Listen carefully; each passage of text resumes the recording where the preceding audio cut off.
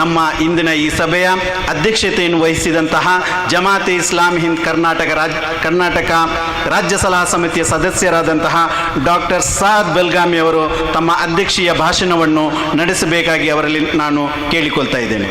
Doctor Saad ಬೆಲ್ಗಾಮಿ ಅವರು. ಅಲ್ಹಮ್ದುಲಿಲ್ಲಾಹಿ ರಬ್ಬಿಲ್ ಆಲಮೀನ್ ವಸ್ಸಲಾತು ವಸ್ಸಲಾಮು ಅಲಾ ರಸೂಲಿಹಿಲ್ ಕರೀಮ್ ವಅಲಾ ಆಲಿಹಿ ವಅಸ್ಹಾಬಿಹಿ ಅಜ್ಮഈನ್. قال الله تعالى في القرآن المجيد أعوذ بالله من الشيطان الرجيم بسم الله الرحمن الرحيم كلا إن الإنسان ليطغى أن رآه استغنى إن إلى ربك الرجعى. أما بعد, ವೇದಿಕೆಯಲ್ಲಿ ಆಸೀನರಾಗಿರುವ ಆದರಣೀಯ ಸ್ವಾಮೀಜಿಗಳೇ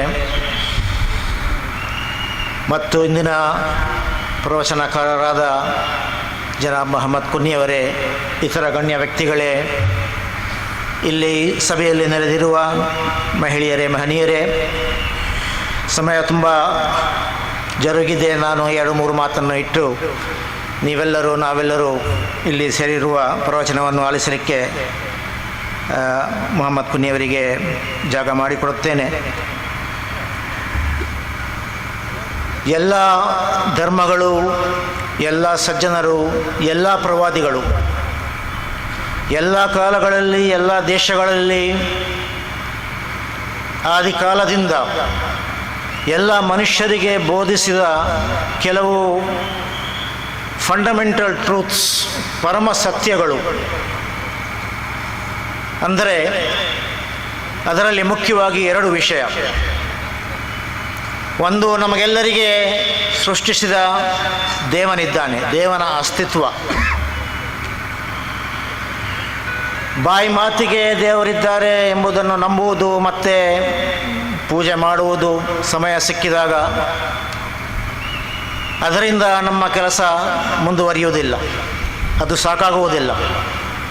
ವಮಾ ಖದರುಲ್ಲಾಹ ಹಕ್ಕ ಖದ್ರಿಹ್ ಎಂದು ಕುರಾನ್ ಹೇಳುತ್ತೆ. ನಾವು ದೇವರನ್ನು ಯಾವ ರೀತಿ ಅರಿಯಬೇಕೋ, ಸ್ಮರಿಸಬೇಕೋ, ಅನುಸರಿಸಬೇಕೋ, ಆಜ್ಞಾಪಾಲನೆ ಮಾಡಬೇಕೋ, ವಿಧೇಯನಾಗಬೇಕು, ಅದನ್ನು ನಾವು ಸರಿಯಾಗಿ ತಿಳಿದುಕೊಂಡಿಲ್ಲ, ಅಳವಡಿಸಿಕೊಂಡಿಲ್ಲ.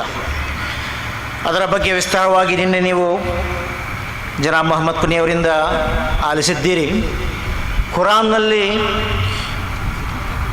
ವಿಸ್ತಾರವಾಗಿ ಹಲವಾರು ರೀತಿಯಲ್ಲಿ ಪುನಃ ರಿಪೀಟೆಡ್ 2 ವಿಷಯಗಳ ಬಗ್ಗೆ ಮಾತು ಬರುತ್ತೆ. ಒಂದು, ದೇವನ ಅಸ್ತಿತ್ವ, ಅದನ್ನು ನಾವು ತಿಳಿದುಕೊಳ್ಳಬೇಕಾದ ಅವಶ್ಯಕತೆ.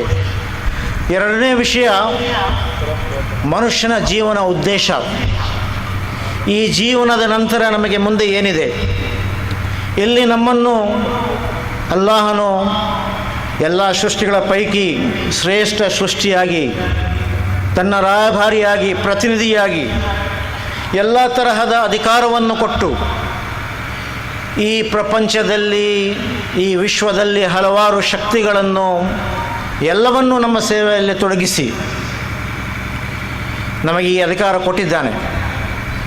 ನಾವು 50, 60, 70 ವರ್ಷದ ನಂತರ, ಕೆಲವರು ಅದಕ್ಕಿಂತ ಮುಂಚೆ ಹಠಾತ್ತನೆ ನಾವು ಇಲ್ಲಿಂದ ಸಾವನ್ನು ಅರ್ಪಿಸುತ್ತೇವೆ ಮತ್ತು ನಮ್ಮ ಜೀವನ ಕೊನೆಗೊಳ್ಳುತ್ತೆ. ಆದರೆ ಇಲ್ಲೇ ಜೀವನ ನಮ್ಮ ಮೃತ್ಯುವಿನ ಜೊತೆಗೆ ಅದು ಸಮಾಪ್ತಿಯಾಗುತ್ತಾ, ಅಥವಾ ಇದರ ಮುಂದೆ ಏನಿದೆ, ಮನುಷ್ಯನು ಅವನು ಯಾರಿಗಾದರೂ ಅಕೌಂಟಬಲ್ ಇದ್ದಾನ, ಜವಾಬ್ದಾರಿತನೇ ಅವನಿಗೆ ಇದೆಯಾ, ಹೊಣೆಗಾರಿತನೇ ಅವನಿಗೆ ಇದೆಯಾ, ತನ್ನ ಕರ್ಮಗಳಿಗೆ ಏನಾದರೂ ಪ್ರತಿಫಲವನ್ನು ಅವನು ನೋಡಬೇಕಾಗಿದೆಯಾ?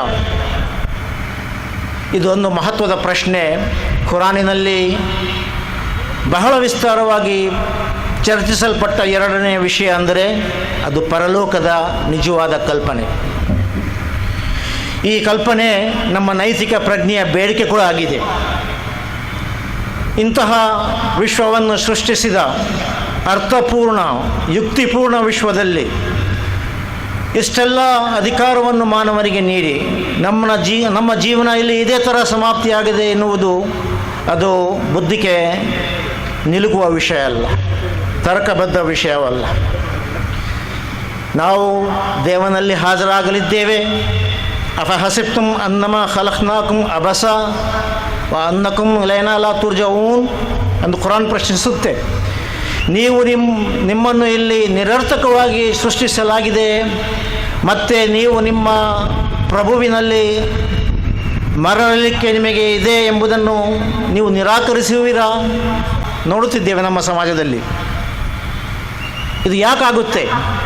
ಅರ್ರಾಹುಸ್ತಗ್ನ, ಮನುಷ್ಯ ತನ್ನನ್ನು ಸರ್ವ ಸ್ವತಂತ್ರ ಎಂದು ಭಾವಿಸುತ್ತಾನೆ. ಯಾರು ನನಗೆ ಕೇಳುವವರಿಲ್ಲ, ಯಾರು ನನಗೆ ಹಿಡಿಯುವವರಿಲ್ಲ, ಯಾರ ಮುಂದೆ ಹೋಗಿ ನಾನು ಜವಾಬ್ದಾರಿ, ನಾನು ನನ್ನ ಜೀವನದ ಕರ್ಮದ ಲೆಕ್ಕ ಕೊಡುವುದು ಏನೋ ಅಂತಹ ಅವಕಾಶ ಒದಗಿ ಬರುವುದಿಲ್ಲ ಎಂಬ ಭಾವನೆಯಿಂದ ಎಂಬ ಮಿಸ್ಅಂಡರ್ಸ್ಟ್ಯಾಂಡಿಂಗಿಂದ ಜೀವನ ನಡೆಸಿದರೆ ಇದೇ ಥರ ಗೊಂದಲ ಆಗುತ್ತೆ. ಮತ್ತು ಖುರಾನ್ ಹೇಳುತ್ತೆ, ಇನ್ನ ಇಲಾ ರಬ್ಬಿಕ ರುಜಾ, ಯಾಕೆ ಇಲ್ಲ, ಖಂಡಿತವಾಗಿ ನೀನು ನಿನ್ನ ಪ್ರಭುವಿನ ಕಡೆ ನಿನಗೆ ಮರಳಲಿಕ್ಕಿದೆ. ನಮ್ಮ ನೈತಿಕ ಪ್ರಜ್ಞೆಯನ್ನು ನಾವು ಪೂರ್ತಿಗೊಳಿಸಬೇಕಾದರೆ, ಮಾನವೀಯತೆಯನ್ನು ಬೆಳೆಸಿಕೊಳ್ಳಬೇಕಾದರೆ, ಪರಸ್ಪರ ಸಹೋದರರಾಗಿ ಬಾಳಬೇಕಾದರೆ, ನಮ್ಮ ದೇಶಕ್ಕೆ ಅಗತ್ಯವಾದ ಸಮಾಜವನ್ನು ನಾವು ಕಟ್ಟಬೇಕಾದರೆ ಇಲ್ಲಿ ಭೌತಿಕ ಮತ್ತು ಮೆಟೀರಿಯಲ್ ಡೆವಲಪ್ಮೆಂಟ್ ಮಾತ್ರ ಸಾಲುವುದಿಲ್ಲ. ಮನುಷ್ಯತ್ವವನ್ನು ಬೆಳೆಸುವುದು, ವೈಯಕ್ತಿಕವಾಗಿ ಸಾಮಾಜಿಕವಾಗಿ ಮಾನವೀಯ ಮೌಲ್ಯಗಳನ್ನು ಬೆಳೆಸುವುದು ಅತ್ಯಗತ್ಯವಾಗಿದೆ. ಪರಲೋಕದೇ ಅಲ್ಲ, ಈ ಲೋಕದಲ್ಲಿ ಕೂಡ ನಾವು ಶಾಂತಿ ಮತ್ತು ಯಶಸ್ಸನ್ನು ನಿಜವಾಗಿ ಗಳಿಸಬೇಕಾದರೆ ಇದರ ಸರಿಯಾದ ಕಲ್ಪನೆ ನಮ್ಮಲ್ಲಿ ಮೂಡಿ ಬರಬೇಕು.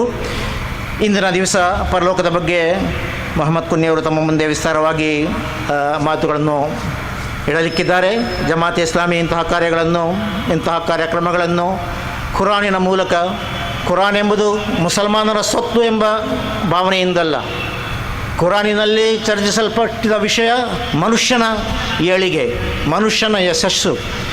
ಅದು ಅರಬ್ಬರಿಗೆ, ಮುಸ್ಲಿಮರಿಗೆ, ಪಾಶ್ಚಾತ್ಯರಿಗೆ, ಯಾವುದೇ ಪಂಗಡಕ್ಕೆ, ಯಾವುದೇ ಕಾಲಕ್ಕೆ ಸೀಮಿತವಾದ ದೈವಿಕ ಮಾರ್ಗವಲ್ಲ.